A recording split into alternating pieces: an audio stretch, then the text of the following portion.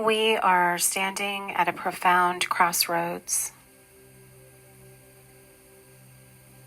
Technology is accelerating faster than we ever imagined.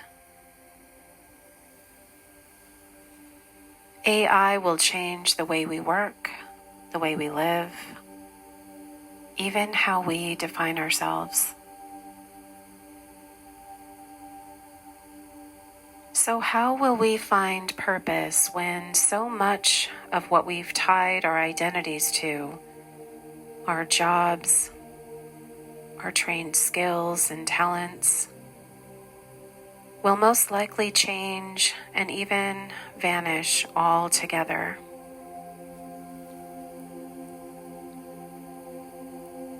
These changes are inevitable, and unfortunately, we can't stop it. But that doesn't mean we have to fear the future. This is not an anti-AI message, and I'm not here with a solution to try to end the inevitable speed of our technology around us, but rather to offer an invitation to return to the knowing that has transcended through time, across every culture, and connects us to our Creator. I'm talking about meditation, prayer, contemplation, mindfulness, sitting in stillness. I have spent many years working as a meditation and spiritual guide and end-of-life doula, and it's been my honor to walk beside both the living and the dying with the sacred work of reconnecting them to their deepest truths, their essence, their inner wisdom, and to their Creator. And many have found profound healing in that connection and remembrance. Across ancient cultures, from yogic traditions of India to Buddhist practices and shamanic journeying among indigenous peoples, and even the contemplative rituals of Christian mystics, meditation has always been an ancient practice and sacred preparation for life and death. Yet I often face resistance in this work, sometimes even from the very people you would think that would welcome it, such as a chaplain or a head nurse who saw meditation and breath work as a religious threat or irrelevant against the power of medicine. Meditation is not a religion. It's our birthright. Meditation is not a belief system. It's a human ability. The ability to pause, to breathe, to listen within. It's about remembering the simple, universal language of being human. Silence. The silence that exists beneath all the noise. The silence that arrives when we are fully present. The absence of sound just before it snows. The silence in the wings of an owl gliding across a field. The silence we meet just before we fall asleep. The silence of the sun shining, the moon glowing, and the flowers growing.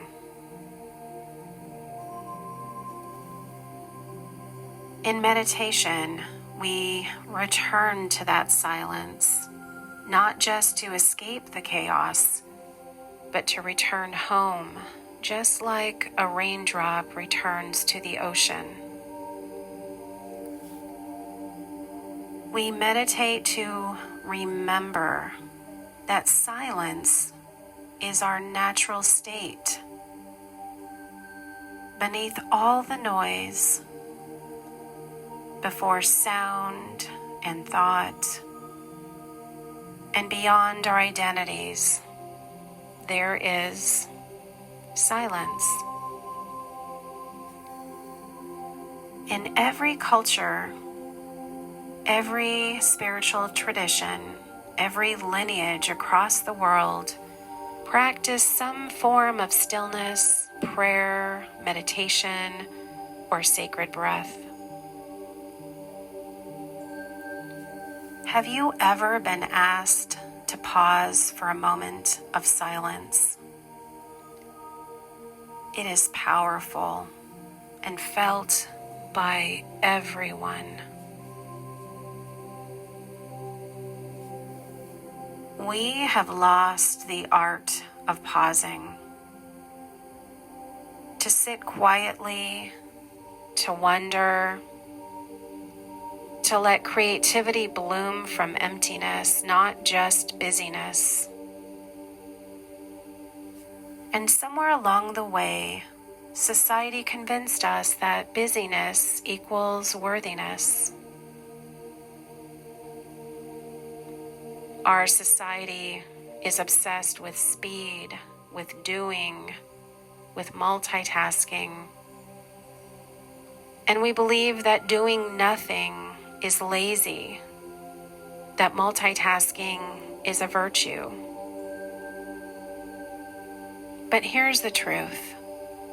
There is no such thing as true multitasking. Scientific research shows that when we think we're multitasking, we're actually switching rapidly between tasks. We're burning out our focus and fragmenting our peace. Neuroscience tells us our brains can't truly focus on two things at once. Yet over the years, we've been asked to do something that we are not designed to do. And the side effects of that lifestyle of multitasking or trying to multitask has wreaked havoc on our well-being. So many of us suffer from anxiety, depression, lack of sleep, and live unfulfilled lives. The machines and algorithms that are coming are designed to do that multitasking for us and do it very well. We will be replaced because we can't compete anymore. But we were never meant to race machines and compete with an algorithm. And our ancestors knew this. They spent time in nature. They sat with the land and attuned themselves to the seasons, the sun and the moon. They watched the sky shift and the weather move, and observed the animals in their quiet wisdom. The coming age of AI will push us to redefine who we are. The world we're moving into will demand that we remember these ancient practices and remember who we were before technology and machines ever existed. We must remember that we are living souls, carrying breath in our lungs, a spark of life within us, and the sacred gift of stillness, a timeless pathway to connect to our Creator. We must remember that no machine, no matter how advanced, will ever be able to replace our human ability to sit in stillness, in deep contemplation, to meditate or pray from the depths of our heart and touch the mystery.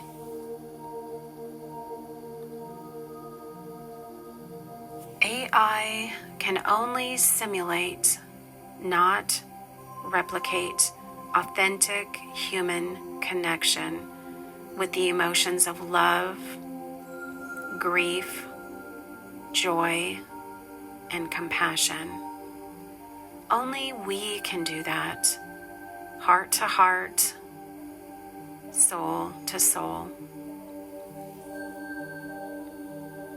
While AI can generate pictures and songs, stories and art, it can't create out of longing and passion, hope and heartbreak.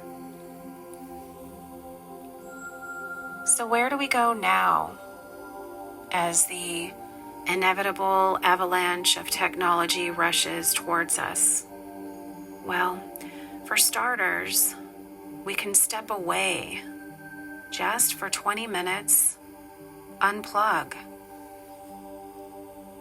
Remember the wisdom of our ancestors to quiet the chaos.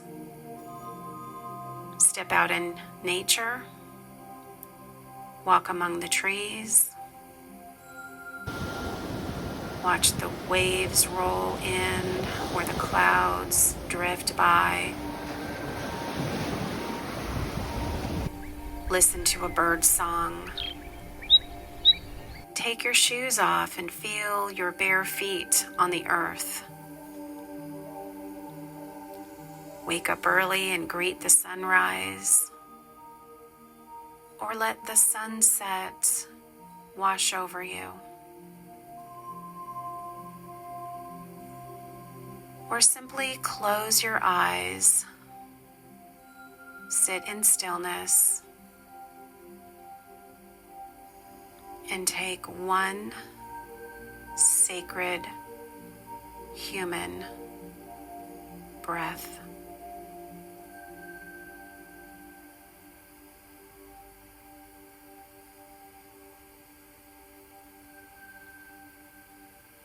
These simple acts, so often overlooked, are what make us human. They are our long-lost superpowers, just waiting to be remembered.